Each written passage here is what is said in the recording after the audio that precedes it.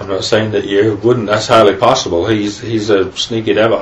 If there is something on the videotape, but if he did it, it would have been. You wouldn't have known it. Excuse me?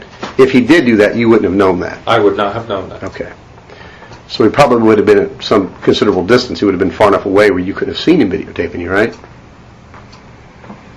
He certainly wouldn't have been right up there with you, standing right next to you while this was going. He'd have been some distance away for you to not have known it.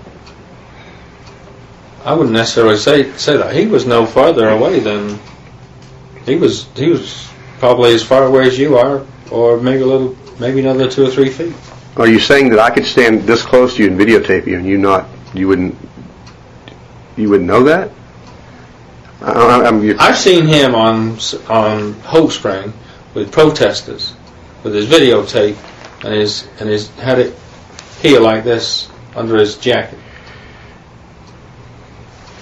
Okay. And he's been standing there holding, and I've been like, what have you got? Oh, I was just looking at those people there. So if he videotaped you at the house, he would have had that videotape somewhere in his coat. He wouldn't have been standing right up on you like this. Because I certainly don't think I could stand this close to you with a video camera up here pointing at you without you at least seeing me. To my recollection, I did not see him with the videotape. To my recollection, there was no tape in there. Well, how long were you at that house? And what were you doing while you were there?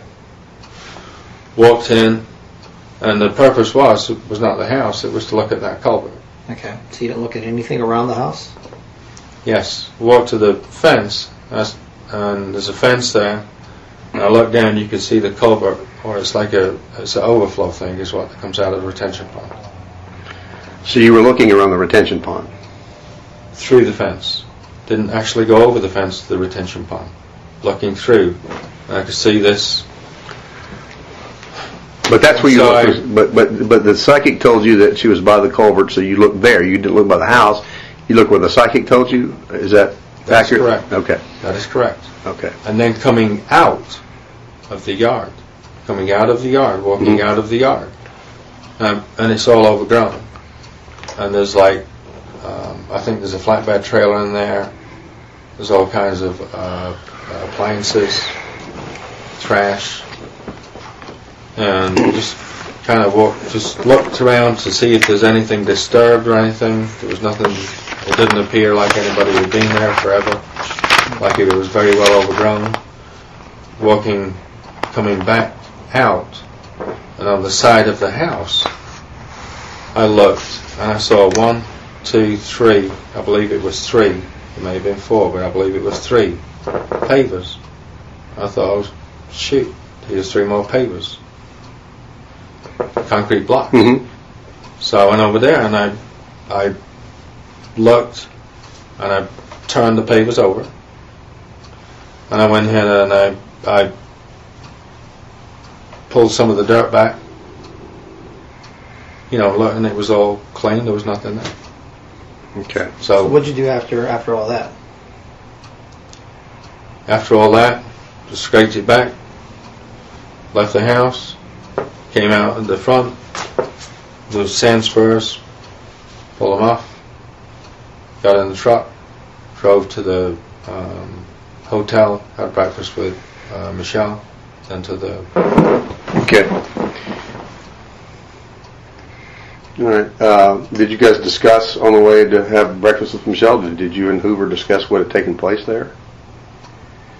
I mean, did you say to him on the way, well, I'm glad, God, I'm glad we didn't find her, we got that out of the way, or was there any discussion about that? Or did he say that? Was there any discussion between the two of you about, wow, I'm talking about this Saturday that you guys went?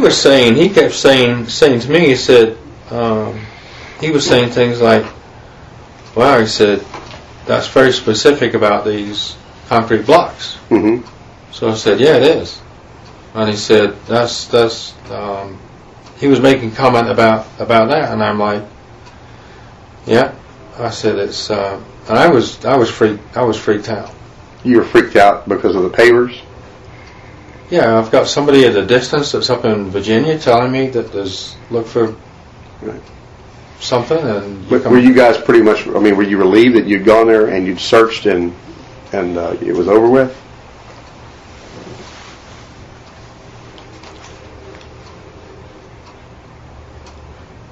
I was relieved that I did not see or find anything. Okay. I was totally relieved at that. And I said to James, I said, I'm going to come back tomorrow morning. Okay. I'm going to come back tomorrow morning, and I'm going to go back over there to Suburban, is what I'm going to do. Did you go back? Yes, I did. When did you go back? The next morning. Now, were you by yourself? No. James said, well, if you want me to come, I'll come with you. So I said, I'm going to be there early in the morning. Did you guys drive down together, or how did y'all get there the next morning? The same way he met me in my office in the parking lot. You weren't upset with him? I mean, you let him go again the next day. You weren't upset with him on the videotaping? No, I wasn't upset about it. I didn't think. I was upset that he videotaped without my permission.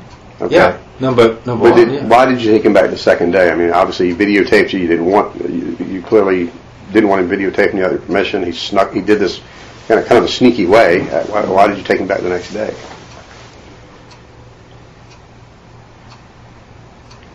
I didn't see it as any. He offered to come the next day with me. Right. And why did he believe he was coming? Why did he think he was coming back to look? Why would he think? Yeah. Why did you want to go back and look a second time? And why was? Because I saw the pavers that Jeanette had said about.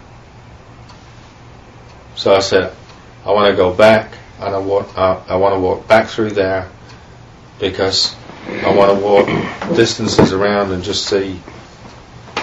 I want to see around the area. So it was solely for that purpose, not because it may have been a teenage hangout or anything like that. It was for the purpose of... At that particular time, then it became, okay, I've got to eliminate that there is not anything here that, like this lady is telling me. So let me ask you this. Obviously, you felt compelled to be out there a second time. Correct. Did you notify anybody in this room that... No, sir, I did not. Okay, why? Because there was nothing there. If you went back and looked a second time, obviously you felt there may have been something there. No, I didn't feel as though there was something there.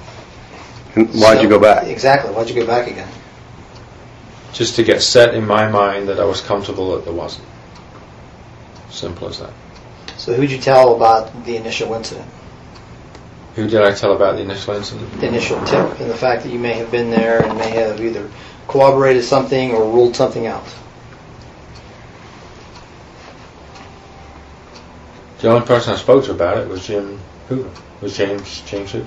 So there was no mention to anybody during the meet and greet? No, absolutely not. So then you decided on your own to go back the next morning? Yes, I did. To help clarify whatever issues you may have had in your mind. Just to get a comfort level, because I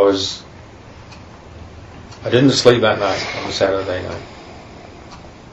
I was extremely upset that somebody would call me with this information. I was worried to death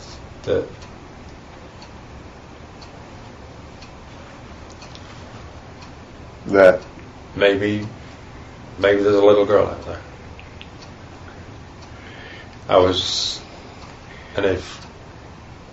And in my mind, I had set in my mind that if there is, and somebody overlooked it in the prior searches, and I just needed to rule this out. If Kaylee Marie's there, and she needs to be found in a respectful manner. And so I need to look and just make sure that she's not. Now, at that time, you were also forwarding information and tips to us, though, regarding sightings. Is that correct? That is correct. But not regarding... No, I was not. No, how many? Hold on. Let me ask you this.